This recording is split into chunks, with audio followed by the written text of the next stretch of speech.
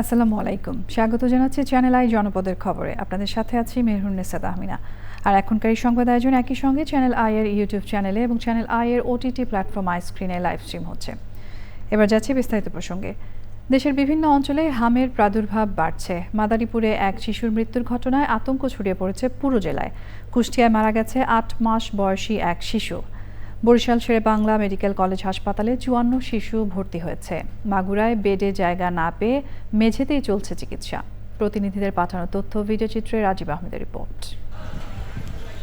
মাদারীপুরে কয়েকদিন ধরে হামের প্রকোপ আশঙ্কাজনক হারে বেড়েছে। জেলার বিভিন্ন এলাকা থেকে প্রতিদিনই হাসপাতালগুলোতে আসছে নতুন রোগী। ৩ দিন আগে আদিবা নামে এক শিশুর মৃত্যুতে পুরো এলাকায় ছড়িয়ে পড়ে আতঙ্ক। 4 দিন ধরে দেখি জ্বর কমে না, 5 দিন ধরে জ্বর কমে না, মানে আমরা ওষুধপত্র আইনা খাওয়ানো হয়েছে, কমতেছে না। পরে যে এখানে হসপিটালে এসে আমরা তাইছে জ্বরের ধরে পরে চোখের ভিতর রক্ত উঠানো ছিল। তারপর তারা যে কিছু বললে হারা মানে চিল্লাচিল্লি করে আপনার তারা এই ক্যানোলাটা কম দায়িত্বের লেগে অনেক রিকোয়েস্ট করছি, তারা 2-3 জায়গা ফুটা করছে, রক্ত পায় না। আতঙ্ক না ছড়িয়ে চিকিৎসকরা জোর দিচ্ছেন সচেতনতার উপর। বিশেষ করে যাদের রোগ প্রতিরোধ ক্ষমতা কম তাদের ক্ষেত্রে বাড়তি সতর্কতার পরামর্শ তাদের। আমরা সব দিক থেকে প্রস্তুত, আমাদের ম্যান পাওয়ার, লজিস্টিক এবং আমাদের চিকিৎসক যারা আছি তারা সর্বাধিক প্রস্তুত সেবা দেওয়ার জন্য। এর মধ্যে যে 17 জন বাচ্চা ভর্তি হয়েছে তারা সবাই মোটামুটি ভালো হয়ে গেছে। একটা বাচ্চা মারা গেছে, আগেই আপনারা জেনেছেন যে একটা বাচ্চা মারা গেছে, সেটা আমাদের কিছু করার ছিল না। বরিশালে প্রতিদিনই বাড়ছে হাম রোগে আক্রান্ত শিশুর সংখ্যা। শেরেবাংলা মেডিকেল কলেজ হাসপাতালের কর্তৃপক্ষ শিশু ওয়ার্ডের পাশে আলাদা একটি হাম ওয়ার্ড প্রস্তুত করেছে।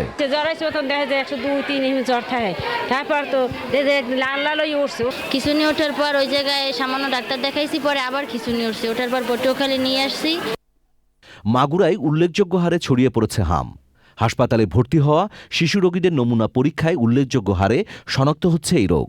পর্যাপ্ত জায়গা না থাকায় হাসপাতালের মেঝেতেও চিকিৎসা দেওয়া হচ্ছে রোগীদের। তিনি বলে যে এরকমের জ্বরের ওষুধ খাও, ঠিক হয়ে যাবে না।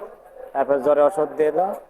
এখন পরে 2 দিন পরে তার ট্রিটমেন্টের 2 দিন পরে আবার দেখে যে গামাসির মতো কি যেন একটা বেরোচ্ছে। হাসপাতালের অবস্থা তো খুব একটা ভালো দেখতেছিল, কারণ ফ্যান কয়টা ফ্যান চলতেছে, আর তারপরে ওই যে আপনার লিফটের ওখানে যে ময়লা। নোয়াখালীর বিভিন্ন হাসপাতালে নতুন করে ভর্তি হয়েছে হাম আক্রান্ত 11 জন। জেলার বিভিন্ন হাসপাতালে ভর্তি আছেন 35 জন। হাম রোগের বর্তমান অবস্থা ও করণীয় বিষয়ে চাঁপাইনবাবগঞ্জে আলোচনা সভা হয়েছে। Rajib Ahmed, channel I. সিরাজগঞ্জের নলকায় যাত্রীবাহী বাস নিয়ন্ত্রণ হারিয়ে 3 জন নিহত হয়েছে। আহত হয়েছে কমপক্ষে 12 জন। বেলা 11:30টার দিকে যমুনা সেতুর পশ্চিম মহাসড়কের কামারখন্দ উপজেলার নলকায় ওই দুর্ঘটনা ঘটে। যমুনা সেতুর পশ্চিম থানার অফিসার ইনচার্জ আমিরুল ইসলাম জানান, উত্তরবঙ্গ থেকে ঢাকাগামী একটি যাত্রীবাহী বাস নলকায় পৌঁছালে চালক নিয়ন্ত্রণ হারিয়ে ফেলে। এতে বাসটি মহাসড়কের ডিভাইডারের উপর উঠে সড়কের পাশে উল্টে যায়। এই সময় ঘটনাস্থলেই 2 জন এবং হাসপাতালে নেয়ার পথে আরও 1 জন মারা যায়।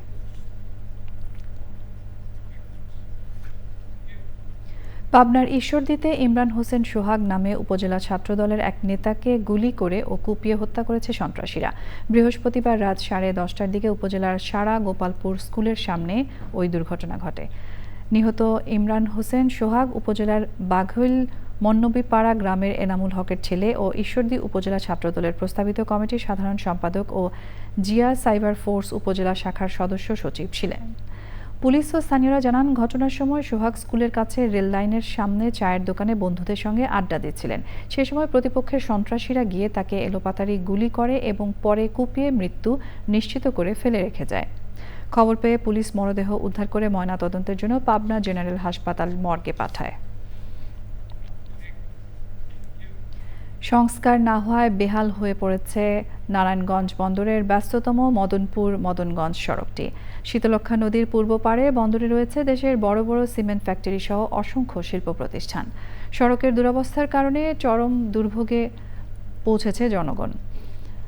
সড়কটি দ্রুত সংস্কারের দাবি জানিয়েছেন স্থানীয় বাসিন্দা ও শিল্প উদ্যোক্তারা। নারায়ণগঞ্জ থেকে রুমন রেজার পাঠানো তথ্য ও ভিডিওচিত্রে রাজীব আহমেদের রিপোর্ট। দেশের বড় বড় সিমেন্ট ফ্যাক্টরি সহ অসংখ্য শিল্প প্রতিষ্ঠান গড়ে ওঠা বন্দর এলাকায় যোগাযোগের একমাত্র মাধ্যম মদনপুর-মদনগঞ্জ সড়ক। এলাকাবাসী ও ব্যবসায়ীদের অভিযোগ, ঠিকাদারি প্রতিষ্ঠান কাজ করেছে ঢিমাতালে। 4 মাসেও শেষ হয়নি সংস্কার। প্রতিদিনের ডেলিভারি তুলনায় যে আমাদের যে ক্যাপাসিটি আছে তার 10 ভাগের 1 ভাগও হয় নাই। এই 6-7 মাসে যে আমাদের যে ক্ষতি সাধিত হয়েছে আগামী 10 বছরে সেটা পুষে উঠতে পারবো কিনা আমি বুঝতে পারি না। কাস্টমার আসে না, আর আমাদের ঠান্ডার সমস্যা হয়ে যায়, অনেক সমস্যা, তারপরে অ্যাক্সিডেন্টগুলো হয়। যারা আছে ধুলার কারণে শ্বাসকষ্ট হয়ে যেতেছে, আমরা কোনো কাজ করতে পারি না। এই রাস্তা দিয়ে যায়, বৃষ্টিপাত হলে পেকাতে হয়ে যায়, গাড়ির কারণে অনেক ধুলাবালি হয়।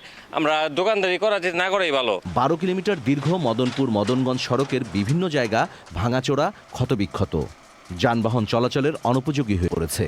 প্রায় ঘটছে দুর্ঘটনা। আমাদের এই রাস্তার কারণে মনে করেন যে আমরা যাইতে হয়, অনেক ধুলাবালি হলে অনেক পলিউশন হয়। দ্রুত এটার প্রতি উদ্যোগ নেওয়া দরকার। এই হসপিটাল যদি একটা গর্ভবতী মহিলা নিতে যায়, আমার রাস্তার পাইতে পারবো না, ডেলিভারি যাব। অনেক বড় সমস্যার মধ্যে আছে। বৃষ্টি হলে তো হাঁটা যায় না, গাড়ি ডেলি 2-3 একের পরে থাকে এখানে। ধুলা তো আমরা চলতে পারি না, রাস্তা কষ্ট। এই 2-3 বছর যাবৎ আমরা এই কষ্ট ভোগ করতেছি। যানবাহন চলার মতো কোনো পরিস্থিতি নাই, দৈনিক গাড়ি উল্টিতেছে, অ্যাক্সিডেন্ট হইতেছে। গাড়ি মানে একদম হাফ ডাউন করে, মানে কসকস করে, গাড়ি ঠিক মতো চালাইতেই পারি না। এখন আমরা চাই দ্রুত রাস্তাটা যাতে সংস্কার হয়, যাতে সাধারণ মানুষ আমরা সবাই মিলেমিশে ভালো মতো যা আশা করতে পারি। নারায়ণগঞ্জ সড়ক বিভাগের নির্বাহী প্রকৌশলী মেহেদী ইকবাল টেলিফোনে জানান, আগামী জুনের মধ্যে সড়ক সংস্কারের কাজ শেষ হবে। তবে বড় বড় শিল্প কারখানাগুলোর সড়কের বহন ক্ষমতার অতিরিক্ত পণ্যবাহী যানবাহন চলাচলের কারণে খুব অল্প সময়ে সড়কটি বেহাল হয়ে পড়ে। বিষয়টি চিঠি দিয়ে শিল্প কারখানাগুলোকে অবহিত করা হয়েছে বলেও জানান প্রকৌশলী মেহেদী ইকবাল। Rajib Ahmed, channel I. এবারে প্রতিনিধিদের পাঠানো তথ্য ও ভিডিওচিত্রে আমিনা রহমান সুপ্তির রিপোর্ট। গাইবান্ধায় প্রতিবন্ধী ব্যক্তিদের বিভিন্ন ধরনের সহায়ক উপকরণ এবং ইউনিয়ন ও ওয়ার্ড দুর্যোগ ব্যবস্থাপনা কমিটির সদস্যদের দুর্যোগকালীন উদ্ধারে জরুরি সরঞ্জাম বিতরণ করা হয়েছে। অনুষ্ঠানে প্রধান অতিথি থেকে এসব উপকরণ বিতরণ করেন জেলা প্রশাসক মোহাম্মদ মাসুদুর রহমান মোল্লা। কুষ্টিয়ায় মুজিবুর রহমান মেমোরিয়াল ডায়াবেটিস হসপিটালে স্থানীয় সামাজিক ও স্বেচ্ছাসেবক সংগঠন ভিশনের সহযোগিতায় দরিদ্র রোগীদের চিকিৎসা সহায়তা ও বিনামূল্যে ঔষধ দেওয়া হয়েছে।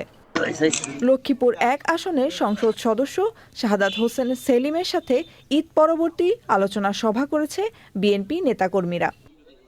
ঝিনাইদহে মঞ্চায়িত হয়েছে পালানাট্য পালাকারের মৃত্যু। ঝিনেদা থিয়েটারের আয়োজনে লামিয়া ঐশ্বর্য রচনা ও নির্দেশনায় এই পালানাট্যে অংশ নেয় 11 জন শিল্পী। মেহেরপুর জেলা প্রশাসক ডক্টর সৈয়দ এনামুল কবিরকে বিদায় সম্বর্ধনা দিয়েছে অফিসার্স ক্লাব। মেহেরপুরে অবসরপ্রাপ্ত সরকারি কর্মচারীদের এককালীন অনুদান এবং জটিল রোগের চিকিৎসার জন্য মঞ্জুরি হওয়া আর্থিক সহায়তা দিয়েছে বাংলাদেশ অবসরপ্রাপ্ত সরকারি কর্মচারী কল্যাণ সমিতি। আগামী চৈত্র সংক্রান্তি 1432 এবং বাংলা নববর্ষ 1433 বরণ ও উদযাপন উপলক্ষে নড়াইলে প্রস্তুতিমূলক সভা হয়েছে। সভাপতিত্ব করেন জেলা প্রশাসক ডক্টর মোহাম্মদ আব্দুল সালাম। লক্ষ্মীপুর রামগঞ্জের গৌরীপুর দক্ষিণ বদরপুর কল্যাণ ট্রাস্টের উদ্যোগে মিনি ক্রিকেট টুর্নামেন্ট হয়েছে। Amina Rahman Supti, channel I.